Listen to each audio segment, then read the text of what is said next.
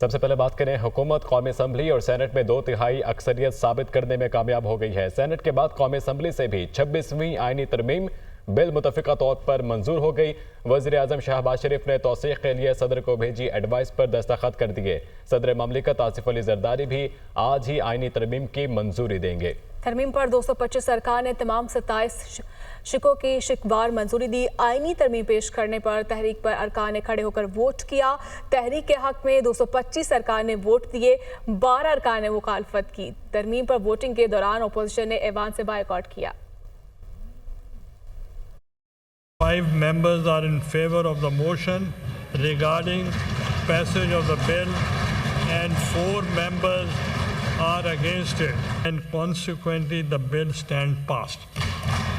حکومت دونوں ایوانوں میں 2/3 اکثریت ثابت کرنے میں کامیاب ہو گئی۔ سینٹ کے بعد قومی اسمبلی نے 26ویں آئینی ترمیم کی منظوری دے دی۔ حکومت کو 224 ووٹ درکار تھے۔ وزیر قانون اعظم نصیر تارڑ کی پیش کی گئی ترمیم پر 225 ارکان نے تمام 27 شقوں کی شکوار منظوری دی۔ آئینی ترمیم پیش کرنے کی تحریک پر ارکان نے کھڑے ہو کر ووٹ کیا۔ تحریک کے حق میں 225 ارکان نے ووٹ دیے، 12 ارکان نے مخالفت کی۔ ترمیم پر ووٹنگ کے دوران اپوزیشن نے ایوان سے بائیکاٹ کیا۔ شکوار منظوری کے بعد وزیر قانون نے آئینی ترمیم باضابطہ منظوری کے لیے ایوان کے سامنے پیش کی، جس کے بعد ڈویژن کے ذریعے ووٹنگ کی گئی۔ نواز شریف نے ڈویژن کے ذریعے ووٹنگ کے عمل میں سب سے پہلے ووٹ دیا۔ قومی اسمبلی میں آئینی ترمیم کے حق میں 6 منحرف اراکین نے بھی ووٹ کیا، جن میں 5 کا تعلق پی ٹی آئی جبکہ 1 کا کاف لیگ سے بتایا گیا۔ حکومتی اتحاد کو 224 ووٹ درکار تھے، جبکہ ایوان میں حکومتی اتحاد 211 ارکان پر مشتمل ہے۔ حکومتی بینچز پر قومی اسمبلی میں مسلم لیگ نون 110، پیپلز پارٹی کی 69 نشستیں ہیں۔ حکومتی بینچز پر ایم کیو ایم 22، کاف لیگ 5، آئی پی پی کے 4 اراکین ہیں، جبکہ مسلم لیگ ضیاء، بلوچستان عوامی پارٹی اور نیشنل پارٹی کے 1 رکن ہے۔ حکمران اتحاد کے 3 ارکان کے خلاف ریفرنس دائر ہے۔ اس طرح یہ تعداد 211 ہے اور جے یو آئی کے 8 اراکین کی حمایت کے ساتھ تعداد 219 ہو گئی۔ اس سے پہلے سینٹ میں 2/3 اکثریت سے 26ویں آئینی ترمیم منظور کی گئی۔ ایوان بالا میں آئینی ترامیم کے حق میں 65 اور مخالفت میں 4 ووٹ آئے۔ حکومت کے 58،